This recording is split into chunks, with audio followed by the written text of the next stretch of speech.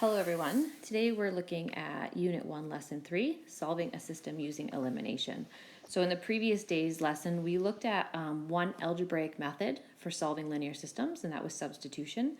Today we're just going to look at a different method, which is elimination, and then tomorrow we're going to kind of combine those two strategies to determine which is the best in particular situations.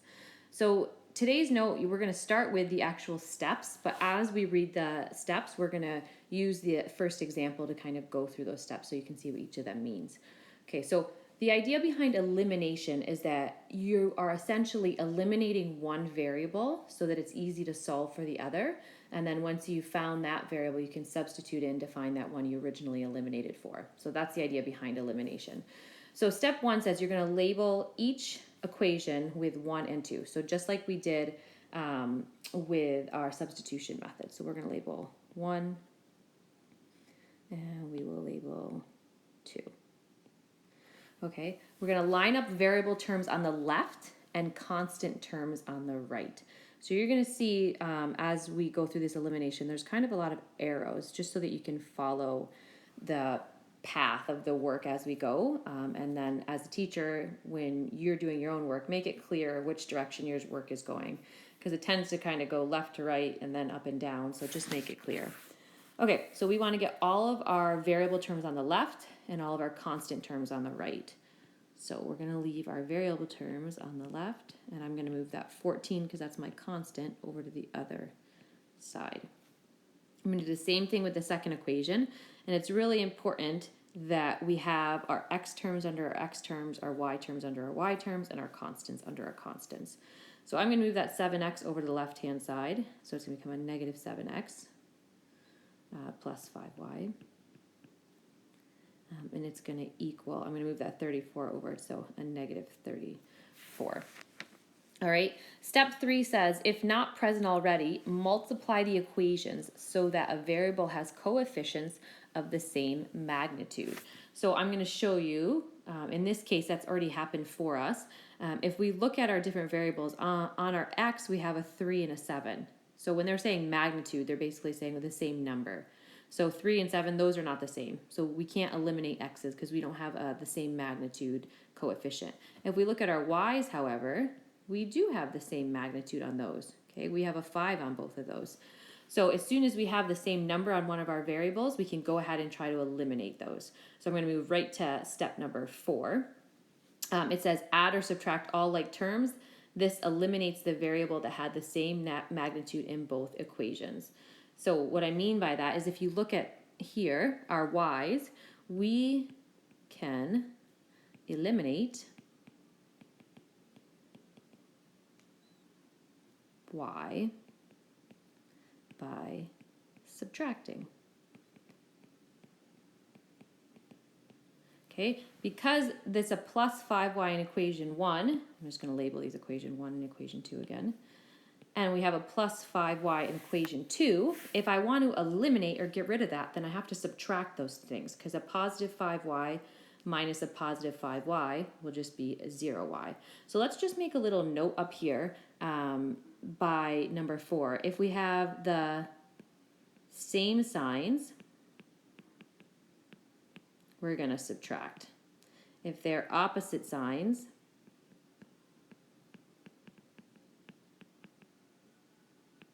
we're going to add. And we'll see some examples of both of those so you can see what I mean. In this case, the sign is the same on my y variable, so I'm going to subtract them. So what I like to do is I like to communicate what I'm going to do. So I'm just going to write under here, we are going to do equation 1 minus equation 2.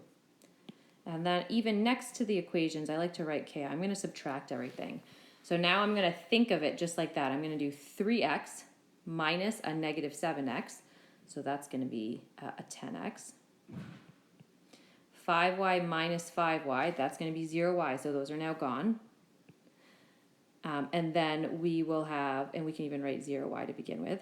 And then we have a negative 14 minus a negative 34. So that is going to be a positive 20. And I just want to make sure we're clear where this came from, because it can be a little complicated when we start thinking about all these negatives. We should think of this as a negative 14 minus a negative 34. Okay, that will become a negative 14 plus 34.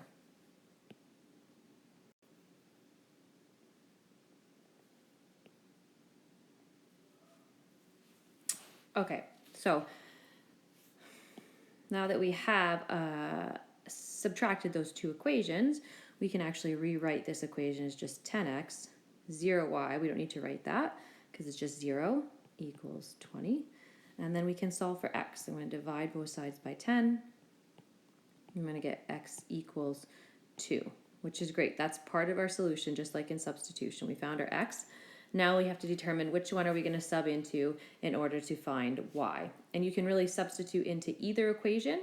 I would always just say substitute into whichever equation looks a little easier. So I'm going to sub into equation 1. I'm going to sub x equals 2 into equation 1. Okay, and it can be the rearranged version of 1 or it can be the original version of 1. I'll just substitute it into that original version. So remember, wherever there's an x, instead of writing an x, we're going to plug in that 2.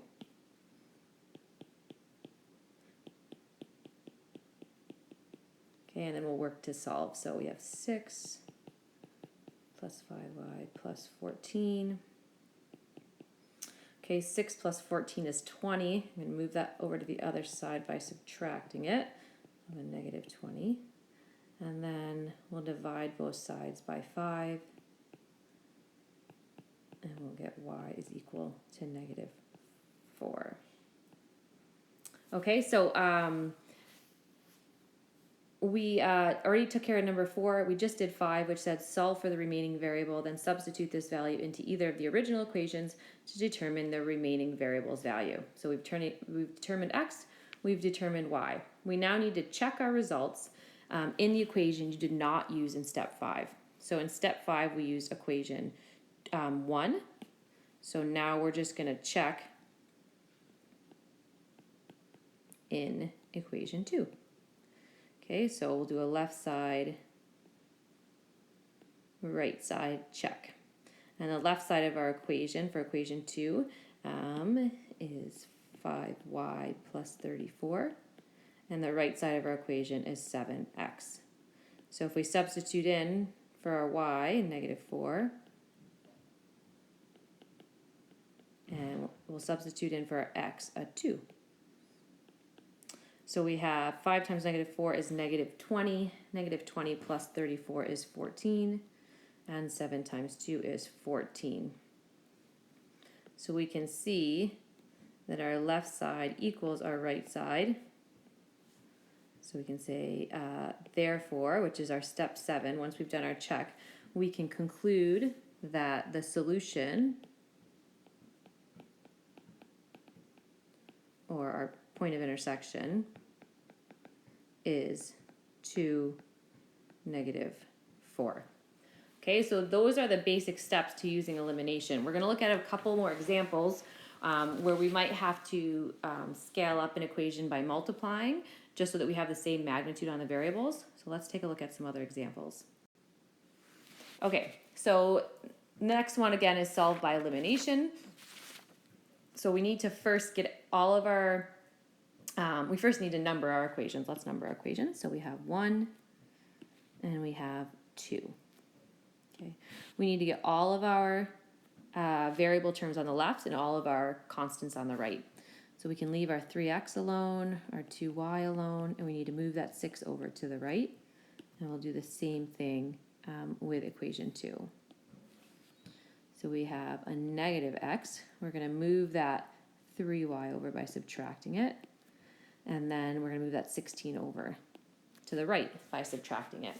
And again, I'm going to label my equations so we can still see what's equation 1 and what's equation 2 as we move through the work here. Okay, so now the next step for elimination is that we need to multiply the equation so that a variable has a coefficient with the same magnitude. So we either need to get the coefficient the same on our x's or the same on our y's. Well, to me, it looks a lot easier to do that with my x's, right? Because I just need to multiply equation 2 by 3, and then I'll have the same magnitude on my x's. If I try doing this with y, you can see I'm going to end up having to multiply both equations because my y values, they're not, I can just multiply one to get the other. I'd have to multiply both equations. So in this case, I'm going to multiply equation 2 by 3. I'm not going to do anything to equation 1. I'm just going to essentially rewrite it over here so it's stacked on top of equation 2. So 3x plus 2y equals 6. This is still my equation 1. I'm going to take 3 and I'm going to multiply everything in equation 2 by 3. So I'm going to have a negative x times 3, which is going to be a negative 3x. A negative 3y times 3 is a negative 9y. And a negative 16 times 3 is a negative 48. So this is my equation 2. Now I have to decide, do I add or subtract these in order to eliminate my x variable? Well, we can see that I have a positive 3x in equation 1, and I have a negative 3x in equation 2. So in order to eliminate, I'm going to have to add. So opposite signs mean I'm going to have to add them. So I'm going to take my equation 1, and I'm going to add equation 2. Okay, and I'm just going to, right next to these equations, I'm going to add these. So once again, a 3x plus a negative 3x is just a 0x, so we can just eliminate those. And then we have a 2y plus a negative 9y, so that's going to be a negative 7y.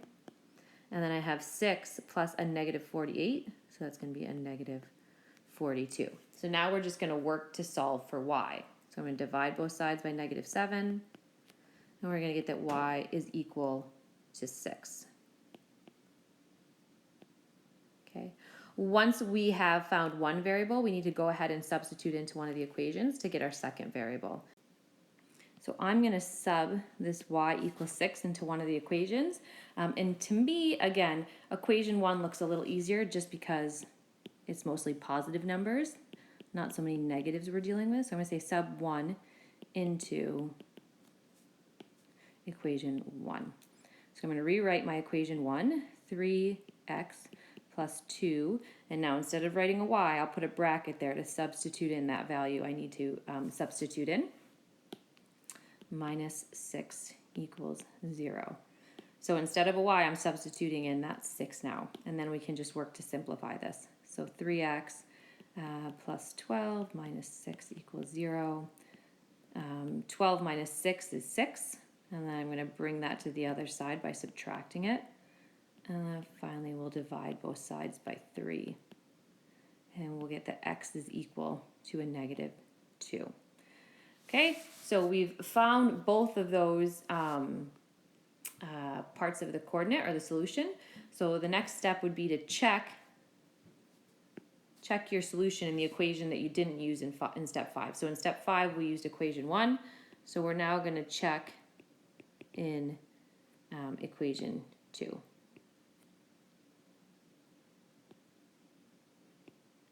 So we'll do our left side, our right side. Our left side of equation 2 is 16 minus x, and our right side is 3y. So I'm going to substitute in for x a negative 2, and for y I'm going to substitute in a 6. So 16 minus a negative 2 is going to change that to a 16 plus 2, because those two minuses equal a positive. And 3 times 6 is 18, and so is 16 plus 2. So we can see our left side equals our right side. So we can say, therefore, the solution is negative 2 and 6. Okay, so that you can see again is how we do elimination, and that one we had to actually multiply one of the equations in order to get the same magnitude. So we'll take a look at one more example. And I'll probably get it set up for you, and then I'm going to pause the video and let you try to finish the work through on it. Okay, so let's just do the first couple steps together. Let's see if we can first label our equations. So we have equation 1, we have equation 2. We're going to get all the variables on the left and all the constants on the right. So 2x, I'm going to bring that 3y over by subtracting. And we're going to bring the 8 over to the right by subtracting. And then equation 2, we're going to bring the x over to the left by subtracting. So we have negative 4x plus that 5y. And we can leave the 12 on the right where it is. So again, if we look at this one, if we just want to multiply one equation, not have to multiply both equations, it looks like it's going to be best to try to get the same magnitude on our x. So if we multiply our first equation by 2, then we should be able to get the same magnitude on our x's. So let's go ahead and do that. So I'm going to multiply, oops, actually before I do that, let's label these equations again. I always like to be clear which equations we're dealing with. So on equation 1, let's multiply by 2. So if I multiply everything by 2, I'm going to get 4x minus 6y equals a negative 16. That's my new equation 1. And I don't have to do anything to equation 2 because I already have a 4 on my x. So I'll have a negative 4x plus 5y equals 12, and that is equation 2. Okay. We have the same magnitude on our x's. So, because if we look at the absolute value, we have a 4 on both of those x's. In this case, we have the same sign. Oops. So if we have the same sign, that means we're going to add these equations. So we're just going to write, we're going to do equation 1 plus equation 2. Okay, go ahead and pause the video and see if you can work through the rest of the steps for elimination. So that means solving for y, then solving for x, and then checking your solution, and finally writing a therefore statement. And then you can come back and look at the solution once you're done.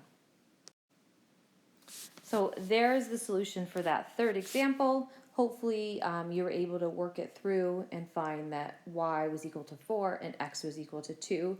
And then once you check those solutions in whichever equation you did not use in step 5, you could prove in the left side, right side check that that was in fact the solution. And then your therefore statement is the solution. Therefore, the solution is 2, 4. That's it for the note for today.